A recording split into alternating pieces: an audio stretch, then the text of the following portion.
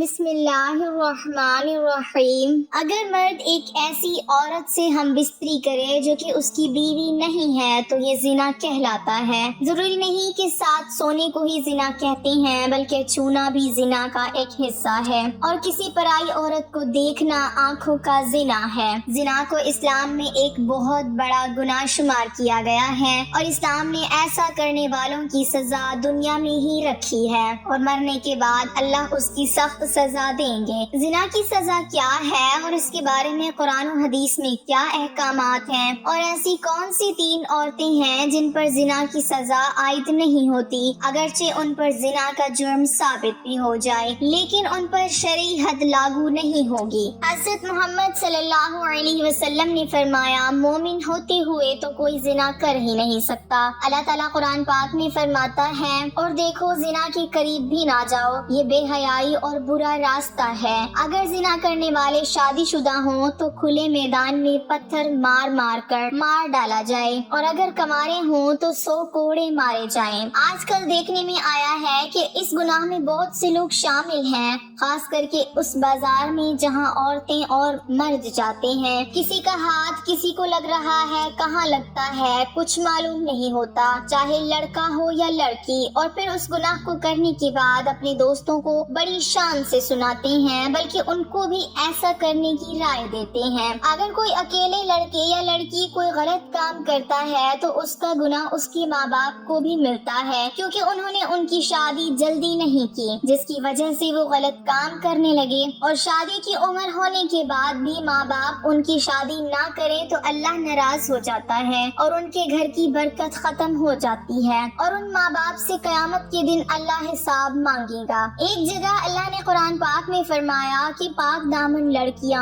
پاک دامن لڑکوں کے لیے ہیں۔ اس کا مطلب یہ ہے کہ اگر آپ اچھے ہیں تو اللہ آپ کو بھی اچھی بیوی یا شوہر دے گا۔ زنا ایک ایسا عمل ہے جس سے نسیان، ایڈز، کینسر جیسی موذی بیماریاں پھیلتی ہیں۔ زنا سے انسان کا دل مردہ ہو جاتا ہے، جبکہ اکثر دیکھنے میں آیا ہے کہ جب دل مردہ ہو گیا تو پھر اس کے دل سے اسلام کی روشنی ختم ہو جاتی ہے، جس سے وہ ایمان سے خالی ہو جاتا ہے۔ انسان جو بھی غلط کام کرتا ہے اس کی قیمت اس کے بچوں، ماں یا بہن کو اس دنیا میں ہی ادا کرنی پڑتی ہے۔ امام شافعی رحمۃ اللہ علیہ کہتے ہیں کہ زنا ایک قرض ہے، اگر تو ایسا قرض لے گا تو تیرے گھر سے یعنی تیری بہن بیٹی سے وصول کیا جائے گا۔ اس کبیرہ گناہ کی اور بھی سزائیں ہیں، لہٰذا خود بھی اس سے بچیں اور اپنے دوستوں کو بھی بچائیں۔ اگر آپ نے اپنا جنسی قصہ اپنے دوست سہیلی کو سنایا اور اس کے دل میں بھی ایسا کرنے کی بات آ گئی اور اس نے وہ کام کر لیا،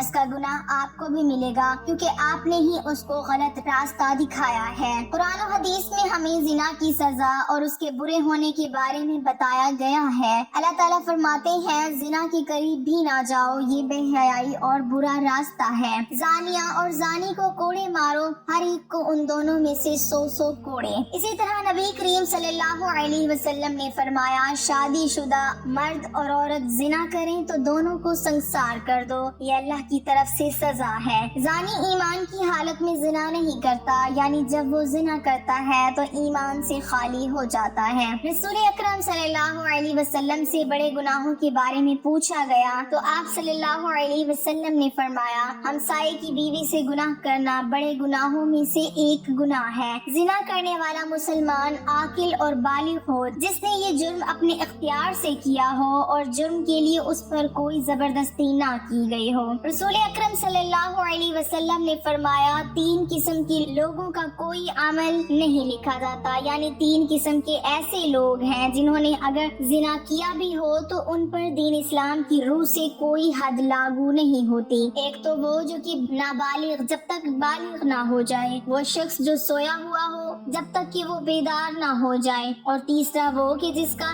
دماغی توازن ٹھیک نہ ہو، دیوانہ ہو، مجنون ہو، اس پر بھی اس کی کوئی حد نہیں ہے۔ آپ صلی اللہ علیہ وسلم نے فرمایا، میری امت کی بھول چوک اور جس چیز پر وہ مجبور کیے جائیں معاف کر دیا گیا ہے، یعنی اگر آپ سے کوئی بھول چوک ہو گئی ہے اللہ تعالیٰ آپ کو معاف فرما دیں گے، یا کسی چیز پر آپ کو مجبور کیا گیا ہے تو وہ بھی اللہ تعالیٰ آپ کو معاف فرما دیں گے۔ زنا کرنے والے کے لیے رجم یعنی زناکار پر حد قائم کرنے کا ایک طریقہ کار اور بتایا گیا ہے۔ زمین میں گڑھا کھودا جائے، زانی کو اس میں کھڑا کر کے سینے تک اس کو مٹی میں دبا دیا جائے اور پھر پتھر مارے جائیں یہاں تک کہ وہ مر جائے۔ یہ کارروائی امام اور مسلمانوں کی ایک جماعت کے سامنے کی جائے۔ اللہ تعالیٰ کا فرمان ہے اور ان کی سزا کے وقت ایمان والوں کی ایک جماعت حاضر ہونی چاہیے۔ رجم کے بارے میں عورت اور مرد کا حکم برابر ہے، البتہ عورت کے کپڑے باندھ دیے جائیں تاکہ وہ بے پردہ نہ ہو۔ اسلام عصمت و عفت کو سب سے بڑی قیمتی متاع قرار دیتا ہے اور اس کی حفاظت کو ہر شے پر مقدم رکھتا ہے۔ چنانچہ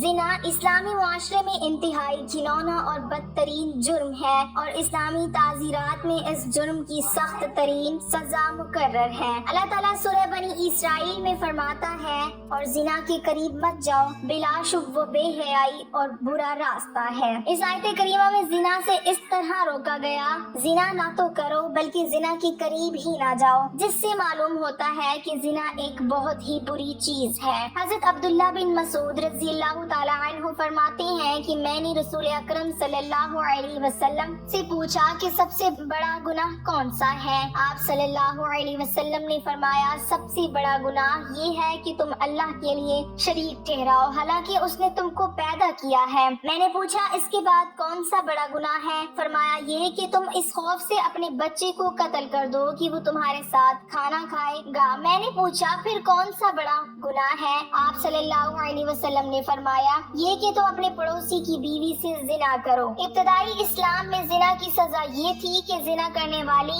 شادی شدہ عورتوں کو تاحیات گھروں میں بند کر دیتے تھے اور کنواری لڑکیوں یا غیر شادی شدہ مردوں کو زنا کرنے پر زنجیر و توبیخ اور ڈانٹ ڈپٹ کی جاتی تھی، جیسا کہ اللہ تعالیٰ کا ارشاد ہے، اور جو تمہاری عورتیں زنا کریں تو ان پر 4 مردوں کی گواہی طلب کرو، پھر اگر وہ گواہی دے دیں تو ان عورتوں کو گھر میں بند کر دو تاوت یہ ان کو موت آ جائے یا اللہ تعالیٰ ان کے لیے کوئی راستہ بیان کر دے۔ اور تم میں سے جو لوگ زنا کریں تو تم ان کو ڈانٹ ڈپٹ سے اذیت پہنچاؤ، بس اگر وہ توبہ کر لیں اور ٹھیک ہو جائیں تو ان کو کچھ نہ کہو، بے شک اللہ تعالیٰ بہت رحم کرنے والا ہے۔ اللہ تعالیٰ سے دعا ہے کہ اللہ تعالیٰ ہمیں زنا جیسی موذی مرض اور اس کبیرہ گناہ سے بچائے، آمین ثم آمین۔